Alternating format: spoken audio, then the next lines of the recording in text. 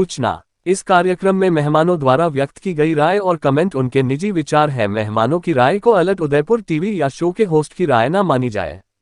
Alert Udaipur TV का मकसद किसी भी व्यक्ति या वर्ग की भावना को ठेस पहुंचाना नहीं है।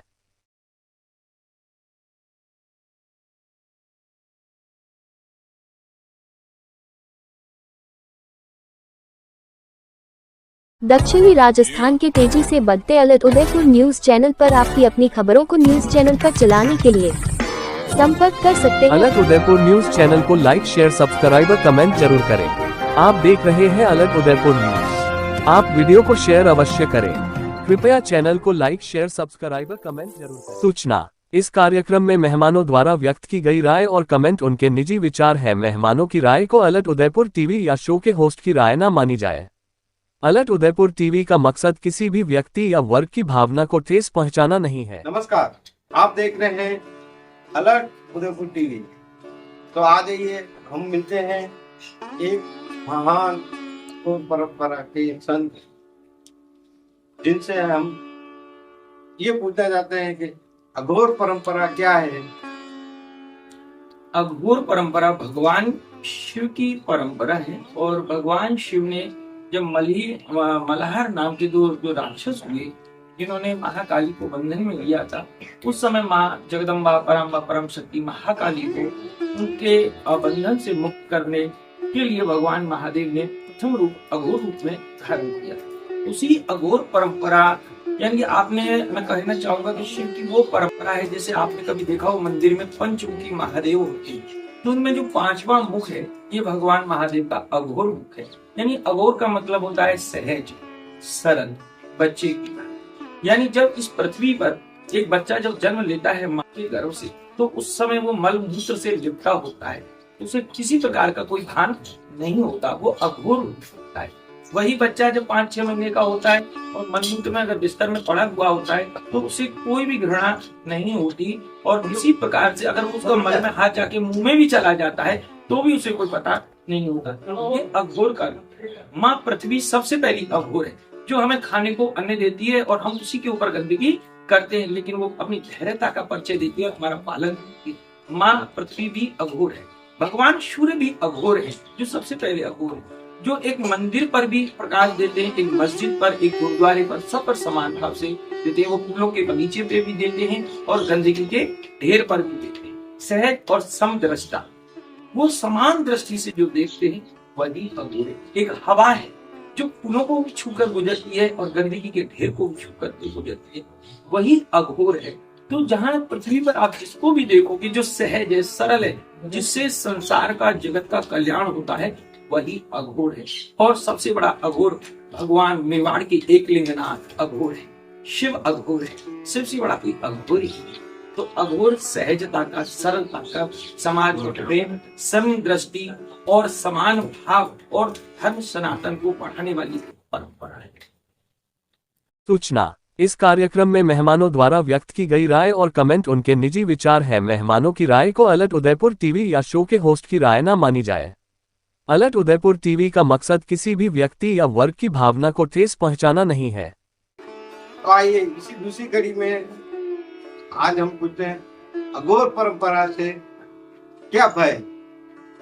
देखो, अघोर परंपरा से भय नहीं होना चाहिए, और भय होने का एक कारण, आप जब तक किसी चीज के पास नहीं जाओगे, किसी को जानोगे नहीं, तो आप भ्रामक स्थिति में जीते रहोगे, भय में जीते रहोगे। तो मैं यही कहूंगा, अघोर भय का विषय नहीं, आनंद का विषय।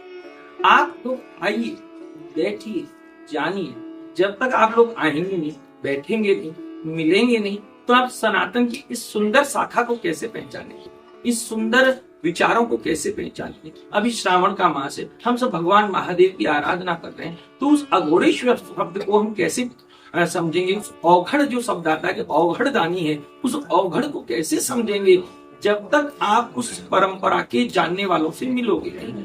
वह इसलिए है क्योंकि आज हमारे जो अपने हिंदू भाई हैं, जो सनातनी हैं, उन्होंने धर्म ग्रंथ को पढ़ना छोड़ दिया है। आज केवल दीपावली पर अपने चाहे रामायण है, गीता है, शिव महापुराणिक ग्रंथों को केवल धूल उड़ाते हैं और रख देते हैं, बाकी पढ़ते नहीं है। अगर वो अपने सनातन धर्म के ग्रंथों का अध्ययन करेंगे तो अघोर से कोई भय होने की जरूरत नहीं। अघोर संत परंपरा है। हमारे भारत में अन्य बहुत सारे मत पंथ और परंपराएं हैं, संप्रदाय, जैसे वैष्णव संप्रदाय है, शैव संप्रदाय है, शाक्त संप्रदाय है, कार्तिकेय संप्रदाय है, गाणपत्य संप्रदाय। ऐसे ही अघोर भी एक संप्रदाय है, एक पंथ है जो भगवान अघोराचार्य कीनाराम जी सरकार के द्वारा चलाया गया है। नाथ जी में भगवान कनिक नाथ जी महाराज जी के द्वारा चलाया गया है, भगवान गुरु गोरखनाथ जी के द्वारा चलाया गया है। तो ये आप इस परंपरा में आएंगे, जानेंगे, बैठेंगे, निकटता जब बनाएंगे तो ही आप इस चीज को जान पाएंगे। बाकी इसमें भय करने की कोई भी जरूरत नहीं है। मैं यही आपके चैनल के माध्यम से आग्रह करूंगा, सब लोग जो इसे देख और समझ और सुन रहे हैं, कि आप आइए, हमसे मिलिए। हम भी एक समाज का अंग हैं और मैं बहुत जिम्मेदारी के साथ ये कह रहा हूँ कि समाज ने जब से हमारी परंपराओं से दूर हुए तब से अघोर और कापालिक और सरभंग पंथ डूबने की कगार पे हैं। जैसे आपको पता हो दादू पंथ कितना अच्छा था, लेकिन आज धीरे धीरे धीरे लुप्त हो गया। ऐसी सनातन की कई संप्रदाय, कई पंथ लुप्त हो गए। तो मैं आग्रह करूंगा, ये भी अघोर एक संत परंपरा है, इसमें आइए, जानिए, समझिए। और मैं बहुत स्पष्ट शब्दों में कहूंगा कि अघोर में अगर आप आते हैं, उसको जानते हैं, तो आप बिल्कुल, आपका मन निर्मल हो जाएगा, बच्चे की भांति हो जाएगा, आप समदृष्टा हो जाएंगे, लोगों के प्रति प्रेम कैसे होता है ये जान जाएंगे, आप प्रकृति से प्रेम करना सीख जाएंगे। अघोर भय का विषय नहीं है। हाँ, लोगों में विषय आता है, अघोर शमशान में रहता है, बिल्कुल क्यों रहता है ये तो जानने की कोशिश करो। अघोर शमशान में इसलिए रहता है कि मंदिर में पुजारी रहेगा विष्णु के, वैष्णव परंपरा का। शिवालय के अंदर शैव पंथ के सन्यासी जो भी परंपरा के गोस्वामी हैं, गिरिपुरी भाटी जो भी हैं, वो लोग रहेंगे। और जो अघोर परंपरा को मानते हैं वो शमशान में रहेंगे। और शमशान में अघोर को रहने का कारण ये कि दुनिया की मोह माया सबको त्याग कर इतना वैराग उनके मन में आ जाता है कि संसार की समस्त सुविधाएं संसार वासियों के लिए छोड़ करके वो शमशान में आके निवास करते हैं कि यहाँ शांति है, एकांत है और भगवान के भजन में कोई प्रकार का उनको तकलीफ नहीं है।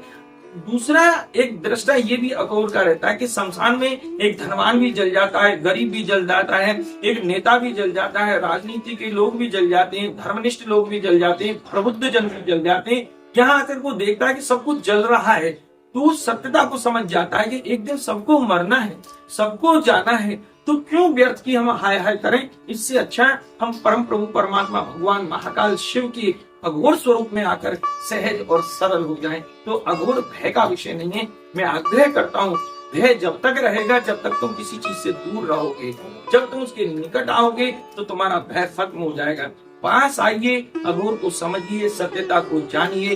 भय नाम की कोई अघोर में स्थान ही नहीं। अघोर तो भय से मुक्त है, उसका नाम है अघोर, अघन घोर, जो घोर ना हो, उलझा ना हो, सहज हो, सरल हो, स्पष्ट हो, सबसे प्रेम करने वाला हो, वही अघोर है। तो मैं यही कहूंगा, आइए, जानिए, मिलिए, बैठिए और समझिए अघोर क्या। सूचना, इस कार्यक्रम में मेहमानों द्वारा व्यक्त की गई राय और कमेंट उनके निजी विचार है। मेहमानों की राय को अलर्ट उदयपुर टीवी या शो के होस्ट की राय न मानी जाए। अलर्ट उदयपुर टीवी का मकसद किसी भी व्यक्ति या वर्ग की भावना को ठेस पहुंचाना नहीं है। इसी कड़ी में हिंदू धर्म का ये अघोर परंपरा, तो क्यों एक समाज विशेष में अघोर के नाम से भय रहता है? हाँ, ये बात बहुत अच्छी बात है। समाज विशेष में जैसे कि अभी आपके मेवाड़ क्षेत्र में कुछ लोगों ने प्रश्न उठाया कि भाई शमशान में क्यों रह रहे हैं, समाज विशेष की जहां आपने बात करी, तो मैं कहूंगा जो समाज विशेष है उसको अभी हिंदू धर्म और सनातन धर्म के बारे में पता ही। जैसे कि अभी आपके ही क्षेत्र के ही एक राजनीतिक जो व्यक्ति हैं, जो पता नहीं कैसे राजनीति करते हैं, मुझे तो उनके इसी मानसिकता पर भी अब शंका होने लगा है कि वो मानसिकता में स्वस्थ हैं भी या नहीं है, जो धर्म को नहीं जान। अगर मैं आपके चैनल के माध्यम से उन लोगों से कहना चाहूंगा कि भाई आप अपनी परंपरा, ठीक है, आपको हमारा सनातन प्यारा नहीं है, आपको हमारा हिंदू धर्म प्यारा नहीं है, आप हमारे हम साधु संतों को, हिंदू परंपराओं को, ब्राह्मणों को, साधुओं को, संतों को आप अच्छा दृष्टि से देखना पसंद नहीं करते, लेकिन पहले आप अपने गुरुओं के पास तो जाओ, पहले अपने गुरुओं को, अपने धर्म को समझो, उसके बाद में फिर हम पे प्रश्न उठाना। जब आप अपने गुरुओं के पास जाओगे तो तुम्हें समझ में आएगा कि अघोर क्या है। हाँ, उसी समाज विशेष में आते हैं कि भाई हम दिगंबर स्वरूप में हैं, तो दिगंबर क्या है? वो तो अघोर है। अगर वो अघोर नहीं है तो उसे विषय वस्तुओं की आवश्यकता पड़ेगी, लेकिन जिसने त्याग कर दिया, जिसने सब चीज को छोड़ दिया, वही अघोर है। समाज विशेष के जिन्होंने प्रश्न किया था कि 40-50 दिन क्यों वहां हवन हो रहा है, तो मैं कहना चाहता हूं कि अभी आपके मेवाड़ क्षेत्र के उदयपुर में चातुर्मास होने वाला है, जिसमें भारत के बहुत अच्छे और स्पष्टवादी संत आपके जिस समाज विशेष की आप बात कर रहे हैं उस समाज विशेष के यहाँ के चातुर्मास कर रहे हैं। यानी जो 4 महीने करते हैं उसे चातुर्मास कहा जाता है, और जो 40 दिन या 50 दिन किया जाता है उसे कल्पवास कहा जाता है, जिसका लेख आपको शिव महापुराण, श्रीमद देवी भागवत, श्रीमद भागवत जी, शाक्त पुराण, रुद्रयामल ग्रंथ, शक्ति पात्र और ऐसे कई ग्रंथों में इसका वर्णन आता है कि जहां साधु संत कल्पवास करते हैं, चाहे वो गंगा का किनारा है या कोई क्षेत्र है या कोई विशेष क्षेत्र है जहां धर्म की आवश्यकता है, धर्म का बढ़ाना हो, तो 40-50 दिन तक अगर कोई साधु एक जगह रह करके और यज्ञ हवन करता है उसे कल्पवास कहा जाता है। लेकिन इस बात को वो जानेंगे जब वो अपने गुरुओं के पास बैठेंगे। वो अपने गुरुओं के पास बैठे ही नहीं, अल्प बुद्धि है, कुंठित मानसिकता के लोग हैं, वो जानते ही नहीं अभी सनातन की सुंदरता क्या है। हमारे श्रीमद् भागवत में 24 अवतारों का वर्णन आता है, उसी 24 अवतार में भगवान ऋषभ का भी नाम आता है। तो ऋषभ भगवान की ही तुम संतान हो, कहीं अलग से नहीं आए। अपना इतिहास देख कर आइए और उस इतिहास में देखिए कि आपकी परंपरा का जन्म एक क्षत्रिय कुल के राजा से हुआ है, जिसने सब कुछ त्याग करके और इस परंपरा को जन्म दिया है। तो मैं यही कहूंगा कि सनातन के बारे में जाने और ऐसे छोटे शब्दों का प्रयोग ना करें। आप समाज के प्रतिष्ठित चेहरे हैं, तो आप अपनी मर्यादा गरिमा का बिल्कुल ध्यान रखिए। अगर आप लोग ऐसा करेंगे तो समाज विशेष में क्या मैसेज जाएगा? आप क्या कहना चाहते हो इस बात को कि भाई वहां ऐसा क्यों कर रहे हो? यानी आप स्पष्ट इस बात को कहना चाह रहे हो कि आपको मेरा हिंदू धर्म, मेरा सनातन, मेरी हिंदुस्तानी परंपरा, भारतीय परंपरा, जो वैदिक परंपरा है, आपको प्रिय है। और अगर आप ऐसी मानसिकता रखते हैं तो क्या हम हिंदू या सनातनी या साधु संत हिंदुस्तान भारत छोड़ दें? क्या आप यही चाहते हो कि फिर दोबारा से कहीं से आवाज लगे कि जाओ हिंदुओं छोड़ दो, 30 साल पुराना इतिहास देखो, अपनी बहन बेटियों को छोड़ के चले जाओ? क्या आप यही चाहते हैं? अगर यहाँ अघोर मेवाड़ में आया है तो ये जागरण करने के लिए आया है। सनातन को जो हमारे भाई हैं किसी विशेष कारणों से कहीं अपने धर्म ग्रंथों से अलग हो गए, उन्हें एक कर नहीं देते। हम तुमसे भी प्यार करते हैं, तुम ये मत सोचो कि हम तुमसे प्यार नहीं करते। ठीक है, तुम्हारी विचारधारा अलग हो सकती है, लेकिन तुम उसी ऋषभ भगवान की संतान हो जो हमारे ग्रंथ श्रीमद् भागवत कथा में 24 अवतारों में जिनका वर्णन आता है। तुम हमारे उसी सनातन, उसी पृथ्वी माँ, भारत माँ की गोद में और उसी भगवान एकलिंगनाथ की भूमि के दाना पानी पाते हो जो स्वयं अघोरेश्वर है। समाज विशेष के उस व्यक्ति को समझना चाहिए कि हिंदुआ सम्राट मेवाड़ की भूमि के जो विश्व में प्रसिद्ध है महाराणा प्रताप, भगवान एकलिंगनाथ की सेवा करते थे और उस अघोर भगवान अघोरेश्वर की इतनी सेवा करते थे कि आज तक उन्होंने और उनकी वंश परंपरा में, मैं धन्यवाद करता हूँ उनकी वंश परंपरा को, जो आज भी अपने आप को राजा नहीं कहते, वो अपने आप को दीवान कहते हैं। और यहाँ का जो राजा है वो भगवान अघोरेश्वर महादेव एकलिंगनाथ है। तो उसी एकलिंगनाथ भगवान की इच्छा से, उन्हीं की आज्ञा से और उन्हीं की प्रेरणा से उनका एक रूप अघोर रूप यहाँ आया हुआ है। आप अघोरी की भूमि में बैठे हैं, सावधान होकर किस बात को समझिएगा। अगर आप कहते हैं तो ये मेवाड़ भगवान एकलिंगनाथ जो औघड़ है, जो अघोरी है, ये उसी की भूमि में है। और उसी की जब औघड़ अघोरी की भूमि में उसके बच्चे अघोर रूप में नहीं आएंगे तो कहाँ जाएंगे, कैसे रहेंगे? समाज विशेष के लोगों को अपने ग्रंथों को पढ़ना चाहिए, साधुओं के साथ बैठना चाहिए, अपने गुरुओं के पास बैठना चाहिए और उनसे सीखना चाहिए कि आप अगर किसी के ऊपर उंगली उठा रहे हैं तो पहले ये जानिए उनकी परंपरा क्या है, उनकी संत परंपरा क्या है, उनकी साधुता क्या है, उनका जीवन चलन क्या है। अरे क्या अघोर की तुलना करोगे यार, वो तो सब कुछ छोड़ करके शमशान में बैठा है, तुम फिर भी एसी में बैठते हो। सुंदर, तुम बैठ नहीं सकते हमारे साथ। हमने एक कपड़े में जीना सीख लिया, तुम्हें रोज बदलने के लिए कपड़े चाहिए। हमने अग्नि में तपना सीख लिया, तुम्हें रहने के लिए एसी चाहिए। हमने एक समय के भोजन में जीना सीख लिया, तुम्हें फिर भी खाने को मालपुए चाहिए। तो मैं कहना चाहता हूँ, आपने जो प्रश्न किया बहुत सुंदर प्रश्न है कि समाज विशेष के लोगों को, तो मैं उन समाज विशेष के लोगों को कहता हूँ कि आप आक्षेप किसी पर कर रहे हैं, किसी पर उंगली उठा रहे हैं, तो जरा अपनी गलेबान में भी झांक के देखो कि तुम्हें किसकी परंपरा में कितना नॉलेज है। और मैं निवेदन करना चाहता हूँ कि आगे सावधान रहें, ऐसा सनातन पर अब उंगली कोई ना उठाए। मैं सभी से कहना चाहता हूँ कि सनातन मेरा कमजोर नहीं है, हिंदू मेरा जाग गया है। और ये याद रखें, क्रिया की प्रतिक्रिया जरूर होती है। हम अघोर हैं, शिव हैं।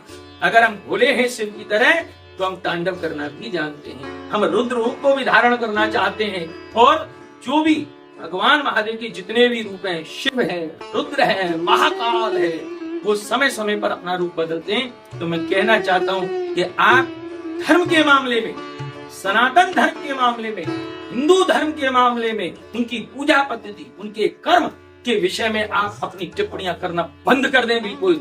अन्यथा अगर संत समाज जाग गया तो आप ना यहाँ रह पाओगे, ना आप ऊपर जाके सकल दिखा पाओगे, क्योंकि आप धर्म विरोधी, सनातन विरोधी कार्य कर रहे हैं, हिंदू धर्म का विरोध कर रहे हैं, जो आपके लिए कतई शोभायमान नहीं है। आप शहर के प्रतिष्ठित व्यक्ति होने के बाद में भी आप ऐसा दुष्कर्म कर रहे हैं। आपको लालच है, आपको शर्म आनी चाहिए। आपने बिना जाने कैसे कह दिया कि इतने दिन हवन यज्ञ नहीं हो सकता। ग्रंथ पढ़िए, अपने गुरुओं से पूछिए कि कल्पवास क्या होता है और अघोर क्या होता है और कल्पवास कैसे किया जाता है। तो मैं यही कहूंगा कि ग्रंथों को समझें, जानें और हर किसी के धर्म पर उंगली ना उठाएं, क्योंकि ये आहत पहुंचाने वाली बात है। हमारे पास शहर के कई समाज के लोग आए जिन्होंने कहा कि महाराज कि हमारे मंदिर तोड़ दिए, हमारा ये कर दिया, हमारा वो कर दिया। क्यों भाई, क्यों पीछे पड़े हो आप?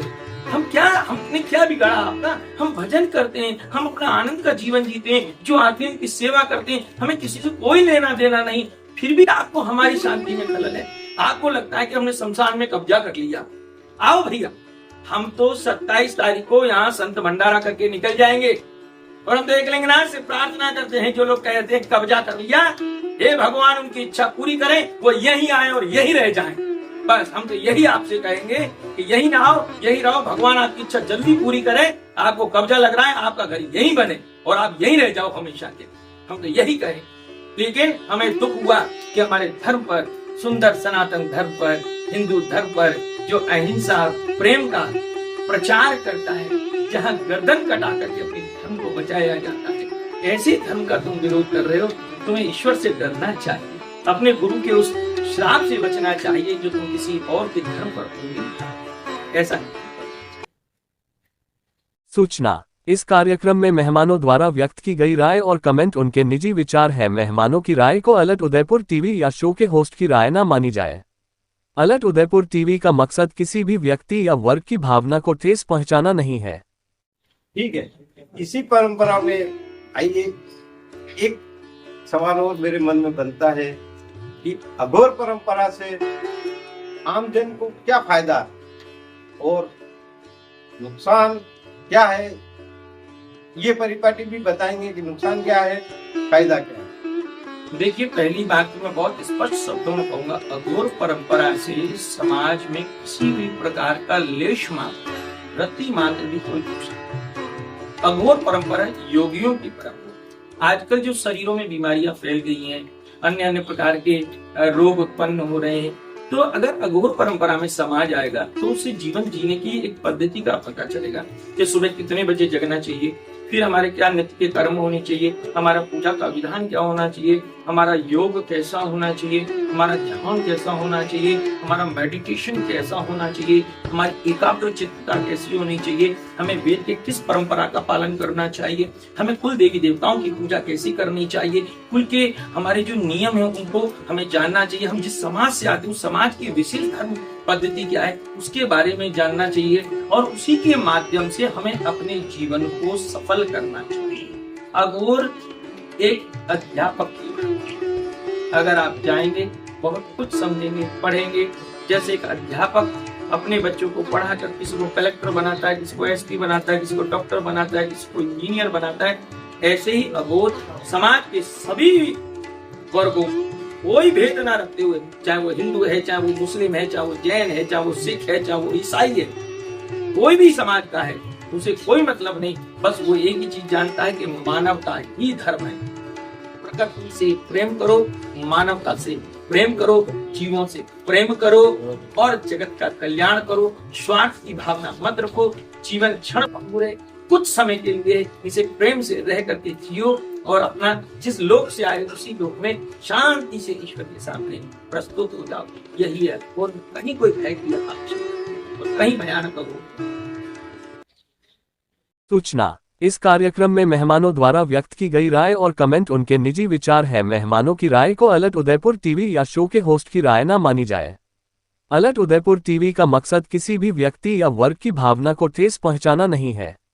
तो आइए अब इसी कड़ी में एक महत्वपूर्ण सवाल बनता है मेरे दिमाग में, अघोर परंपरा और पत्रकारिता, इसका क्या रिश्ता है और पत्रकारिता के माध्यम से पत्रकार क्या सोचता है अघोर परंपरा के बारे में। देखिए, बड़ा सुंदर प्रश्न किया है कि अघोर में और पत्रकारिता में क्या संबंध है। मैं आपका प्रश्न बहुत प्यार से समझ सकता हूँ, क्योंकि मैं भी कहीं ना कहीं इस क्षेत्र में जुड़ा हुआ हूँ। तो देखिए, मेरी नजर में अगर भगवान महादेव और अघोर परंपरा के बाद में कोई अघोरी आते हैं तो वो पत्रकार है। पत्रकारों से बड़ा कोई अघोरी है? पत्रकार सबसे बड़ा अघोरी है। क्यों? क्योंकि पत्रकार अगर सही मायने में पत्रकार है और समदृष्टा है तो सबसे समान प्रेम करके सत्य को ही प्रकाशित करेगा, और जो सत्य को प्रकाशित करता है वही अघोरी होता है। और सही मायने में मैं तो यही कहूंगा कि समस्त पत्रकारों को अघोर को पढ़ना चाहिए, समझना चाहिए। जब प्रेम करना है, उनकी कलम कीन से निकलने वाली जो शायरी है वो शायरी नहीं, रोशनी बननी चाहिए। अरबी शब्द है शाही को रोशनी कहा गया है, और शाही तो शाही रोशनी बनी, और रोशनी तभी बन सकती है जब वो समान रूप है, कहीं भेद अभेद ना हो, कहीं अपने चरित्र का हनन ना करवाए पत्रकार, अपने ईमान को ना डगमगाए पत्रकारिता, कहीं भी वो द्वेष की दृष्टि लेकर के ना चले, कहीं भी किसी को उठाने या दबाने की कोशिश ना करे। जो समानता से और जो सत्य है जिसे प्रकाशित करे वही पत्रकारिता है। और मैं तो यही कहूंगा कि मेवाड़ के सारे पत्रकार ही है जो बराबर, हाँ कुछ पथभ्रष्ट हो गए हैं, क्योंकि ऐसा होता है, क्योंकि समाज में दोनों तरह के लोग होते हैं।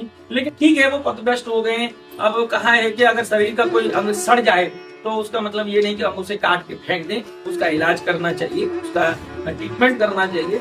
तो मैं यही कहूंगा कि आपके माध्यम से जो पत्रकार पथभ्रष्ट हो गए हैं और वो अघोर को नहीं समझ पा रहे हैं, जो स्वयं अघोरी हैं, वो खुद अपने कैरेक्टर, अपने चरित्र को, अपने कर्म को नहीं पहचान पा रहे हैं, या कह सकते हैं जो अपना लेखनी से जो संबंध है, कलम से जो संबंध है, उस संबंध में वो लाल और नीले रंग की स्याही, दो तरह की स्याही, दो तरह का चरित्र, दोहरा चरित्र, दो मुहा चरित्र अगर वो ला रहे हैं तो मुझे लगता है वो पत्रकारिता के लायक नहीं है। उन्हें पत्रकारिता जैसा पेशा छोड़ देना चाहिए। वो पत्रकारिता को बदनाम करेंगे, माँ सरस्वती को बदनाम करेंगे, क्योंकि पत्रकारिता निष्पक्ष होती है, निश्चल होती है, निष्कपट। और जो निष्पक्ष हो, जो निश्चल हो, और इस तरह की जो पत्रकारिता वो अघोर है। इसलिए अघोर का पत्रकारिता से बहुत गहरा संबंध है, और हर पत्रकार जो समदृष्टा है वो अघोर ही सूचना, इस कार्यक्रम में मेहमानों द्वारा व्यक्त की गई राय और कमेंट उनके निजी विचार है। मेहमानों की राय को अलर्ट उदयपुर टीवी या शो के होस्ट की राय ना मानी जाए। अलर्ट उदयपुर टीवी का मकसद किसी भी व्यक्ति या वर्ग की भावना को ठेस पहुंचाना नहीं है। एक छोटा सा सवाल हो रहा है मेरे मन में, अघोर परंपरा के बारे में आम जन को आप क्या ज्ञान और समझ, एक कार्यशाला लगाकर या जनता की जो मन में भय है उसका पूरी तरह से भय मिटाने की कोई आपका बहुत बढ़िया है कि जनता के लिए हम कैसे आगे। तो जनता अब जैसे शमशान में नहीं आ पाती, किन्हीं कारणों से हो जाता है। जब भी शमशान का कोई गुंजाइश ही नहीं थी कि शमशान में भगवान महादेव महाकाल और माँ काली का निवास है, धर्मराज का निवास है, यहीं से स्वर्ग और नर्क जाने की स्थिति तैयार होती है। तो यहाँ धर्मराज बैठते हैं, यहाँ कोई नेगेटिव एनर्जी नहीं रहती है। लोगों की गलतफहमी है कि शमशान में भूत रहते हैं, प्रेत रहते हैं, नहीं, ऐसा कुछ भी नहीं है। यहाँ केवल धर्मराज रहते हैं, यहाँ भगवान महादेव रहते हैं, यहाँ महादेवी माँ काली रहती है। हमारे 10 महाविद्याओं में जैसे माँ मातंगी का नाम आता है, तो भगवान मतंग रूप में महादेव ने रूप धारण किया, माँ मातंगी रूप में, तो वो भी यहाँ रहे हैं शमशान में। तो शमशान कोई भय का विषय नहीं है। दूसरा आपकी बड़ी सुंदर बात है कि कैसे कार्यशाला लगी। तो मेवाड़ में आपके चैनल से मैं बहुत स्पष्ट रूप से कहना चाहूंगा कि इसी क्रम को, डर को मिटाने के लिए, और हमारे अखाड़े ने जो निर्णय किया, हमारे गुरु महाराज ने जो हमें आज्ञा करी है कि जैसे अन्य परंपराओं के संप्रदाय के संत जो भगवान का सत्संग प्रवचन करते हैं, तो उसके लिए हम लोग भी पूर्ण तैयारी है। और ईश्वर ने चाहा तो मेवाड़ में पहली बार औघड़ की राम कथा के नाम से यहाँ एक राम कथा का हम आयोजन करेंगे, जिसमें हम स्वयं उसमें राम कथा गाएंगे। अघोरी हम बताना चाहते हैं, जो शिव राम की उपासना करते हैं वही अघोरी राम की कथा भी कर सकते हैं। और वहां जब आएंगे तो हम मंच से सबको ये बताएंगे कि शिव से बड़ा कोई वैष्णव नहीं और विष्णु से बड़ा कोई सन्यासी, क्योंकि जो विष्णु की उपासना करता है वो वैष्णव, और जो शिव की उपासना करता है वो सन्यासी होता है या अघोरी है। तो विष्णु शिव की उपासना करते हैं, तो विष्णु से बड़ा कोई अघोरी नहीं है, और न ही उनसे बड़ा कोई सन्यासी है, शिव से बड़ा कोई वैष्णव। दोनों एक दूसरे के पूरक हैं, अभिन्न हैं। तो जो कार्यशाला वाली बात है, इसमें हम बहुत जल्दी इसी श्रावण महीने में और उदयपुर में तैयारी में हम लोग लगे हैं, कहीं स्थान तय कर रहे हैं। और यहाँ पर पहली बार अघोरी की राम कथा या औघड़ के राम नाम से यहाँ कथा रखेंगे, राम कथा, जिसमें माता बहन बच्चे सबको आमंत्रण होगा। और पहली बार मेवाड़ की यहाँ पर भी एक अपने आप में, मुझे ज्यादा लंबा अनुभव नहीं है मेवाड़ का, लेकिन हाँ इतना जो विगत कह सकता हूँ कि 20-25 साल से मेरी नजरों में अभी तक किसी अघोरी ने कोई राम कथा नहीं करी है। तो यहाँ पे एक अघोरी भी राम कथा करेगा, औघड़ की राम कथा करेगा, जिसमें भगवान राम के धनुषधारी रूप का वर्णन करेगा, जिसमें भगवान कृष्ण के चक्रधारी रूप का वर्णन करेगा। और वो बताएगा कि अघोर में भी राम है और राम से ही अघोर निकला है, राम के बगैर अघोर पूरा नहीं हो सकता है। तो राम भी अघोरी है, कृष्ण भी अघोरी है, शिव भी मेरे अघोरी है, इस चराचर जगत में सब अघोर है। क्यों? क्योंकि एक वो ब्रह्म द्वितीय है ना, एक ब्रह्म ही है, दूसरा कुछ है, दूसरा केवल मैं। कहा है गुरु ने कि न मैं था, न मैं हूँ, न मैं रहूंगा, तू था, तू है और तू ही रहेगा। तो जो है वो केवल अघोर है, सहज है, सरल है। तो यहाँ कार्यशाला के लिए हम राम कथा, शिव कथा और भागवत कथाओं की तैयारी करेंगे, जिसमें औघड़ और अघोरी ही कथा करेंगे, और पूरी परंपरा के साथ, श्रद्धा के साथ लोगों तक हमारे विचारों को, सनातन की डूबती हुई संप्रदाय परंपरा को बचाने के लिए, सनातन को बचाने के लिए प्रयत्न करेंगे। तो आज हमने अघोर परंपरा के बारे में जानकारी दी। हमारे चैनल का उद्देश्य यही था कि अघोर परंपरा और अपनी हिंदू संस्कृति के बारे में आम जन के सोच और विचार को उजागर करना। हमारे चैनल का ये उद्देश्य नहीं है कि किसी की आम भावनाओं को ठेस पहुंचाना, या कि किसी व्यक्ति विशेष या कोई ये ना सोचे कि ये हमारे खिलाफ कार्यक्रम किया है। हमारा चैनल का उद्देश्य है कि हिंदू संस्कृति और अघोर परंपरा क्या है यह जानने की। धन्यवाद।